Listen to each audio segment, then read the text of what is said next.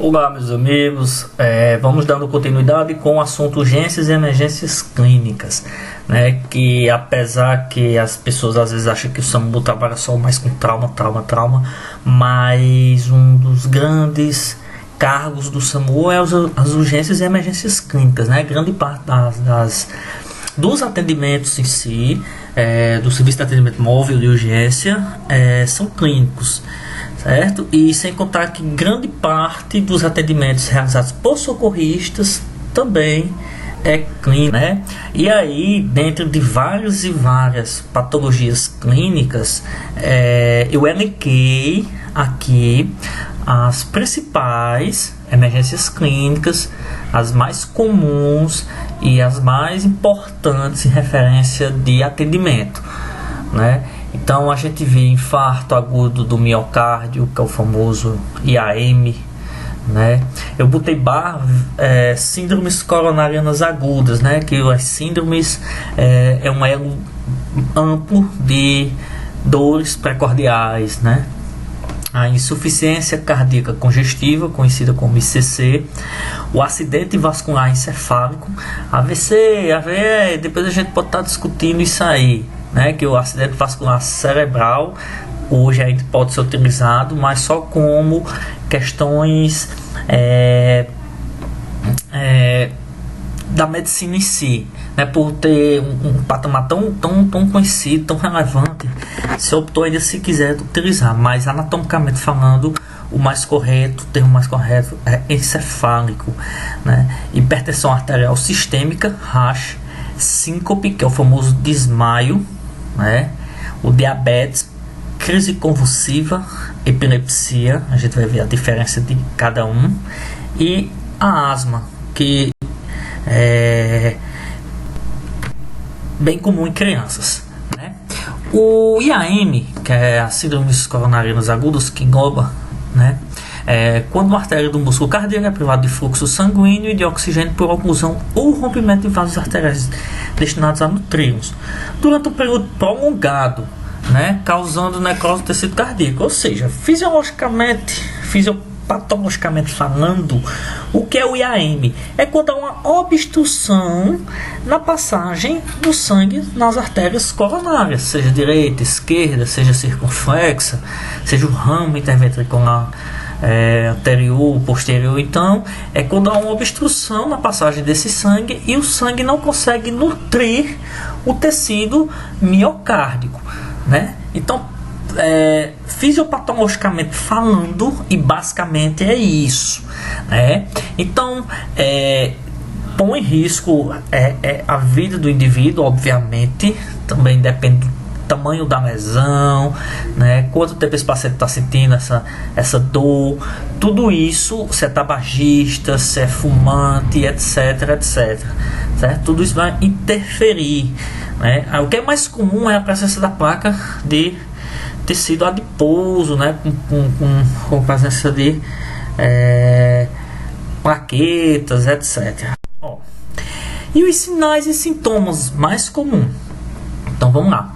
Dor e sensação de opressão no peito, podendo irradiar-se para o queixo, braço, antebraço, mandíbula e costas, com duração maior do que 30 minutos.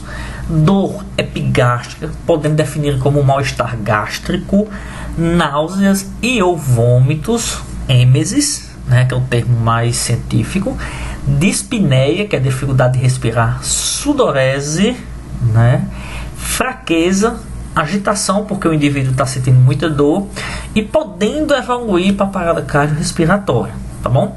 Lembrando que não necessariamente o paciente irá sentir todos esses não irá sentir todos esses sintomas, certo? Não necessariamente. Ele pode sentir ou todos, ou parte, ou quase nenhum, certo? Às vezes o paciente só chega com mal-estar. Por isso que o eletrocardiograma, que vocês vão ver lá na frente, é um exame rápido, simples e fácil de ser feito, certo? É um exame corriqueiro, feito nas urgências e emergências aí, para dar um diagnóstico importantíssimo sobre o infarto agudo do miocárdio. Gostaria de trazer para vocês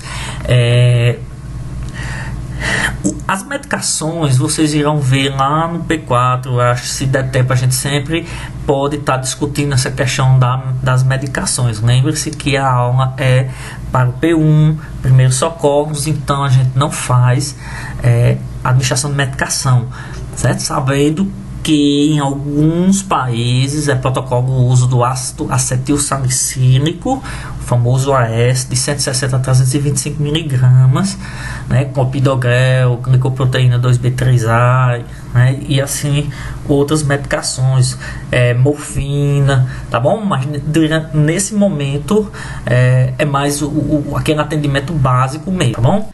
A insuficiência cardíaca congestiva. O coração torna-se incapaz de bombear uma quantidade adequada de sangue que possa satisfazer as necessidades de oxigênio no do tecido. É determinada pela congestão circulatória decorrente da diminuição da contratilidade do miocárdio. Como consequência, o débito cardíaco torna-se insuficiente para manter adequado fluxo de sangue ao organismo, resultando em congestão vascular. Então, o que é o ICC? De uma forma bem simples, é uma diminuição de potência do coração, né? Ele dá uma hipertrofiada e ele já não consegue bombear, né? O débito cardíaco torna-se insuficiente para manter o fluxo de sangue ao organismo de forma adequada, né? Então, por isso que a gente chama de insuficiência cardíaca congestiva. E aí os sinais e sintomas: inquietação, dispneia, insuficiência respiratória, tosse, fadiga, ansiedade e agitação, edema em membros inferiores e abdômen, distensão jugular, certo? Olha só, as jugulares, elas distendem, certo? Elas não pulsam, elas distendem, tá bom? Então a gente chama de distensão jugular. Ortopneico é a posição que o paciente quer tentar ficar em pé, tá bom?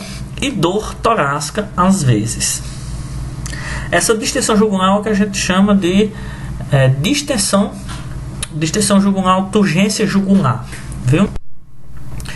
O acidente vascular encefálico é o aparecimento de uma disfunção neurológica resultante da interrupção do suprimento do fluxo sanguíneo cerebral.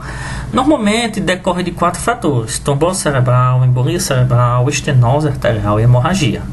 Pode ser isquêmico ou hemorrágico. Então o isquêmico é muito semelhante no coração, né, provocado por trombose, embolia, estenose, e aí por isquêmico acontece uma obstrução do vaso sanguíneo e toda aquela região posterior não vai ser irrigada ou diminui a quantidade de fluxo sanguíneo, né, e aí vai causar lesão no tecido encefálico. Ou hemorrágico, causado por hemorragia. E os dois tipos: um AVC isquêmico, né, acontece um coágulo bloqueando o fluxo sanguíneo para uma área do cérebro, né, e essa parte cinza a gente chama como área de penumbra, né, que aí bloqueia e as células não vão receber fluxo sanguíneo cerebral, ou não vão receber sangue, certo? Diminui o fluxo sanguíneo cerebral. O AVC hemorrágico, o sangramento ocorre dentro ou ao redor do cérebro, então aí acontece o extravasamento de sangue, ok?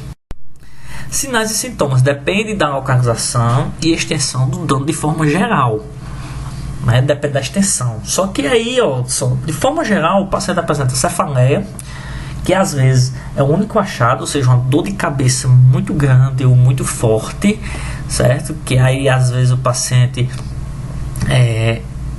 queixa-se dessa cefaleia antes de ter uma síncope, né?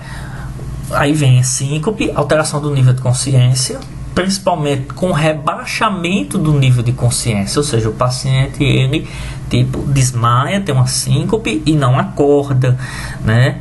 Ou quando retorna com alguma alteração de fala, de mobilidade, né? Apresentando paresia ou parestesia, geralmente nos membros, ou seja, paresia, ausência de força, e parestesia de sensibilidade, tá bom? Dispneia e desvio de comissura labial. É o famoso boca torta, né? Fica com um desvio da rima facial. Aí os sinais: alteração visual, convulsão, anisocoria, alteração de pupilas, né? Perca dos controles esfincterianos, urina e fezes. Então às vezes a gente chega, o paciente está urinado ou defecou na própria roupa, né? Após a liberação, né? A partir do momento que teve o quadro de acidente vascular encefálico, e ele liberou o esfíncter. Hipertensão arterial sistêmica, muito comum no AVC hemorrágico, dificuldade na fala, afasia, né, e dificuldade em ouvir, compreender, ler e escrever. Escala de Cincinnati para AVE é uma escala, né, desenvolvida nos Estados Unidos para a gente identificar um provável acidente vascular encefálico. Né? Então a gente elenca isso no APH também e no intra-hospitalar, mas isso é importantíssimo para o socorrista observar a queda facial primeiro, depois debilidade nos braços, principalmente de um dos lados e dos membros inferiores, certo? Também do lado lateral. Por exemplo, o braço direito, a perna direita, ou o braço esquerdo, perna esquerda. E fala anormal.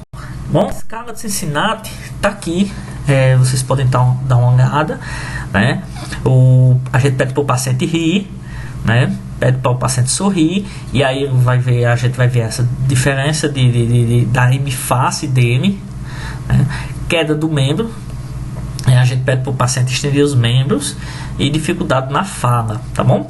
Essa outra aqui, aqui no Brasil o pessoal também desenvolveu esse tipo de escala, né? Que é a sorrir, abrace, música urgente, ou seja, eu peço o paciente para sorrir, abrace, né? Então perca de força, música, dificuldade de falar, então o paciente vai ter uma fala pastosa, e urgente é ligar para o SAMU ou conduzir esse paciente rapidamente para o serviço de urgência, ok? Sanguíneos nas artérias de forma sistêmica, tudo. Aqui são alguns valores basais, né? Que aqui, ó, normal, pacientes com pressão sistólica menor do que 120/8, então isso é uma recomendação. Não é que porque o pessoal tem muito essa questão, 12/8 tá bom, mas o ideal é que esteja abaixo de 120/80 milímetros de mercúrio, né? Para hipertensão de 120 a 139, sistólica e diastólica de 80 a 89. E aí vem hipertensão estágio 1, 2 e crise hipertensiva, que os pacientes com pressão sistólica acima de 180 milímetros de mercúrio, ou pressão diastólica acima de 100, 110, caso aqui, né? Pronto. Então esse paciente aqui corre um risco muito grande de desenvolver um AVC hemorrágico, né, uma insuficiência renal, entre outros problemas, e obviamente pode combinar esse paciente levar ao óbito, né? Por isso que isso é uma crise hipertensiva e esse paciente precisa ser conduzido a um serviço de referência, tá bom? Sinais e sintomas: cefaleia, dor de cabeça, náusea, ansiedade, alteração visual, escotomas, que são aquelas estrelinhas, certo? Epistaxe, que é sangramento nasal, aí às vezes vem dor em região cervical posterior, né, próximo ao occipital, parestesia facial e extremidades, ou seja, sente as mãos formigando, dormente, né? E às vezes a pressão arterial elevada é o único achado. Então, um dos grandes problemas da nossa população em relação à hipertensão arterial sistêmica é porque a hipertensão, muitas das vezes é silenciosa e o indivíduo não sente nenhum mal-estar, levando ao quê? A não procurar o serviço de saúde, né? Tendo uma vida normal e às vezes desenvolvendo patologias levando ao óbito, né? Como aquela velha história: tem hipertensão e não sabe que tem, né? Tratamento: manter o paciente em repouso, procurar tranquilizá-lo, manter as vias aéreas permeáveis, medir e referir sempre que possível os níveis pressóricos. Então a PA desse paciente sempre tem que estar verificando, tá bom? Monitorar a oximetria de pulso, sinais vitais e SAMPA, que é sinais, sintomas, alergias, medicamento, passado médico, né, líquidos ingeridos. Coloca o paciente em folga, que é aquela posição sentada, né, ou semi-deitado. Coloca o histórico da família, se tem hipertensão, se tem diabetes mellitus, se já teve algum problema cardiovascular na família. Oriente sobre sua medicação e o conduza, se for o caso, a unidade de saúde. O que é isso? Essa questão de orientação da medicação. Se o paciente já faz uso rotineiro daquela medicação e não tomou a medicação, a pressão está alta, então pode-se solicitar que faça a ingestão dessa medicação, certo? Isso não é prescrição, já está prescrito, né? Então pode solicitar que o paciente faça o uso daquela medicação, tá bom? Síncope, que é o famoso desmaio, que é uma perca transitória da consciência associada à queda da perfusão cerebral. Então há uma diminuição do fluxo sanguíneo cerebral, às vezes uma pressão muito baixa pode levar o paciente a uma síncope, né? Então a síncope, ela pode ter diversas origens, né? Então a gente já viu o AVC hemorrágico, pode levar a uma síncope, né? Várias outras patologias, inclusive pressão baixa, podem levar, né? A lipotímia, né? Que é a tontura, aquela vertigem ou pré-síncope e a síncope tem o mesmo diagnóstico diferencial, incluindo condições como estenose de válvula aórtica, cardiopatias, hipertrófica, arritmias, hipovolemia, evento do sistema nervoso central, hemorragia subaracnoide, embolia pulmonar e reflexo vasovagal.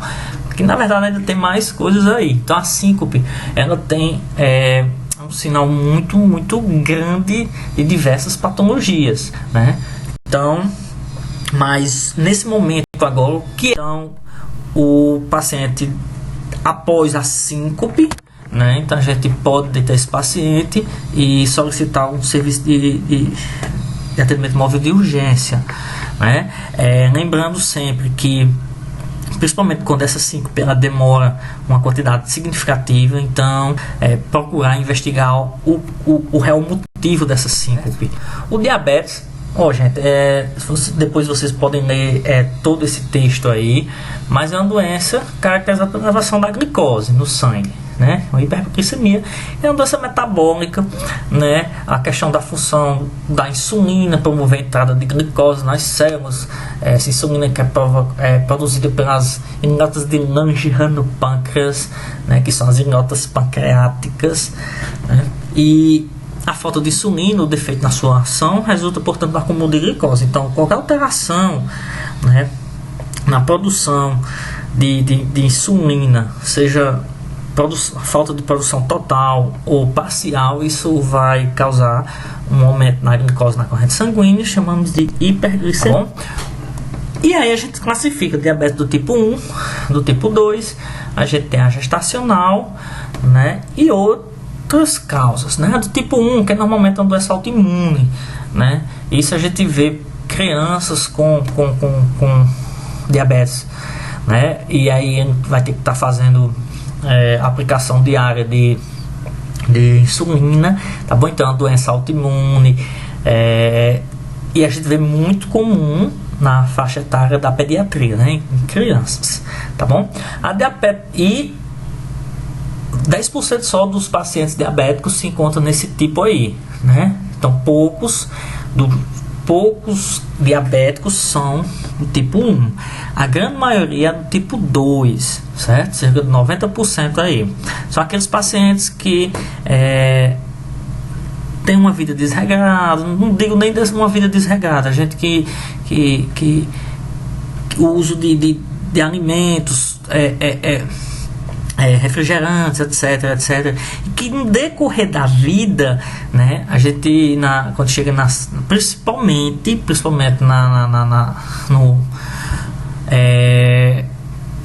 antes da velhice, né, a 40, 50 anos de idade, normalmente acontece, certo, gente? É a questão de resistência insulínica. A gente tem a gestacional e outros tipos de diabetes, que são mais bem raros, genéticos, né? Por exemplo, pancreatite, tumores pancreáticos, síndrome de Cush, hipertiroidismo, acromegalia, os de certos medicamentos podem levar a uma diabetes, certo? Então tem esses outros tipos que são mais raros, né? Difíceis de ser visto. Então, sinais e sintomas: sede, dispneia, pulso finiforme, que é o pulso rápido e fino, tá bom? Hálito cetônico, pele quente e seca, desidratada, fraqueza, alteração do nível de consciência. normalmente levando a um rebaixamento de nível de consciência, certo? O paciente vem com síncope. Sempre que possível, o socorrista deverá fazer uma anamnese sobre o histórico do paciente. E a verificação se faz através do glicosímetro, né? Tratamento: manter o paciente em repouso, avaliando responsividade, promovendo suporte emocional, coletar o SAMPLA, sinais, sintomas, alergias, medicamento, passado médico, líquidos ingeridos e o ambiente, mensurar a glicemia capilar, monitorar a oximetria de pulso, certo? Ofertar novamente aí, gente, de 3 a 5 litros, certo? Se saturação estiver abaixo de 94, e transporte para a unidade de saúde. É importante salientar que a reposição de glicose ela é feita após regulação médica no SAMU, certo? O paciente, quando se encontra passando mal e você tem um glicosímetro, a gente pode instigar o paciente a usar algum tipo de alimento mais doce. Como assim, professor? Tem alguns pacientes que é diabético, que andam com bala no bolso da roupa, alguma coisa desse tipo. Por quê? Quando ele se sente mal, já percebe que é um quadro de hipoglicemia, já faz a ingesta daquele alimento doce, né? Mas vale salientar, se o paciente já tiver em síncope, rebaixamento de nível de consciência, a gente não oferece nada, tá ok? Nada pela boca, o paciente inconsciente. Se a gente sabe que o paciente é diabético, fez glicose, né, glicemia capilar, deu baixa essa glicose, e a gente está consciente ainda, orientado, a gente pode orientar a ingesta de algum alimento mais doce. Sinais e sintomas de hipoglicemia: respiração normal, superficial, pele fria e pegajosa, pulso rápido e forte, hálito sem odor característico, cefaleia e náusea, síncope, convulsão, desorientação. E tratamento no pH: manter as vias aéreas abertas e fique prevenindo para a ocorrência de vômitos, certo? Mantenha o paciente em repouso, avaliando sua responsividade, promovendo suporte emocional, coletar os SAMPLA, né, os sinais e sintomas, e aí vem todo aquilo, mensurar a glicemia capilar, monitorar a oximetria de pulso e sinais vitais, e ofertar oxigênio de 3 a 5 litros por minuto, certo, gente? Então, por favor, que saiu aí nesses textos aí a questão de 10 a 15 litros, não, é de 3 a 5. Normalmente o paciente, quando é uma dispneia, a gente oferece catéter O2, tá bom? Transporte para a saúde. Convulsão e epilepsia, né, que é a perda súbita de consciência acompanhada de contrações musculares involuntárias, sinose, cianorreia e trismo, tá bom? Após acontecer a liberação esfincteriana, a crise, né? Então, só para antes de dar início a esses dois temas, é só referenciando que a epilepsia já é patologia, certo? E a crise convulsiva ela pode desencadear por diversas outras causas. A epilepsia é uma doença neurológica convulsiva crônica manifestada por perda súbita de consciência, geralmente acompanhada de convulsões tônica crônica. E a epilepsia é uma das causas da convulsão. Febre alta, geralmente em crianças, por destruição de neurônios, traumatismo craniano, doenças infecciosas e inflamatórias, ou tumores cerebrais, acidente vascular encefálico, intoxicação. Classificação, né? A gente divide em grande mal e pequeno mal. O grande mal é a que a gente chama de tônica clônica generalizada, né? É aquela fase que o paciente ele se contrai o corpo todo e ele, vamos dizer, faz a flexão e faz a extensão, né? Ou seja, ele se contrai e relaxa, se contrai e relaxa, se contrai e relaxa, de forma generalizada, tá bom? E o pequeno mal, que a gente chama de focal, caracterizado pela perda total ou parcial de consciência, né? Geralmente períodos curtos, os quais os pacientes apresentam várias contrações de forma, né, de abalos. De uma coisa que eu gostaria de salientar para vocês, que em ambos o paciente ele não tem consciência na hora que está acontecendo o quadro, certo? Ele não sabe o que aconteceu, ele não lembra do evento, né? Então, sinais e sintomas: perda da consciência, a vítima poderá cair, machucar-se, rigidez do corpo, principalmente do pescoço e extremidade, pode ocorrer cianose e até parada respiratória, e às vezes perda do controle esfincteriano. Depois das convulsões, o paciente recupera seu estado de consciência lentamente, é o que a gente chama de fase pós-ictal. Pode ficar confuso e ter amnésia, tá bom?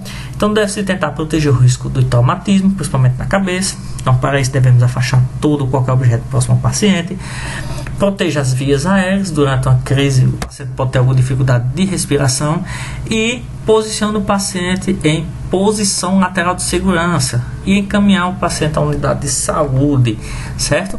Essa conduta aí, ó, lateralização do paciente, que a gente chama posição lateral de segurança, e o decúbito lateral, certo? Quero agradecer a presença de todos, certo, gente? A questão da asma, eu coloquei aqui no final, certo? Que é uma doença mais a nível de pediatria, muito comum em crianças, certo? Que é uma doença inflamatória, crônica, que envolve a contração dos músculos lisos no brônquio, né? Então a formação está no centro dos sintomas da asma. Então roncos, sibilos, tosse, dispneia. Roncos e sibilos é na ausculta pulmonar, tá bom? Então o corpo pode responder a um broncoespasmo, ou seja, uma doença inflamatória que vai causar isso, certo? Um bronquíolo inflamado, e aí ele vai diminuir a luz do brônquio, né? Causando o que? A sibilância, a dispneia, a dificuldade de respirar, e os eventos fisiopatológicos, tá bom? Ali do lado, o bronquíolo normal. Quero agradecer a presença de todos, certo? Sinais e sintomas precoces de asma: ronco, sibilo, dispneia, tosse, sinais de doença, sinais de exposição a agentes alérgicos como rinorreia, faringite, rouquidão e tosse, aperto, desconforto do torácica, roncos e sibilos, e o início, o doente sofre hiperventilação com queda do nível de CO2, com via aérea contínua, se estreitar, né? Pode acontecer, gente, uma taquipneia, taquicardia e o pulso paradoxal, certo? Acompanhado de agitação. A saturação pode estar diminuída, mas deverá ser corrigida facilmente com O2. Nesse momento também eu não vou indicar medicação, Berotec, Atrovem, certo? Que aí são medicações de uso de prescrição médica. Então nesse momento a gente vai seguir só com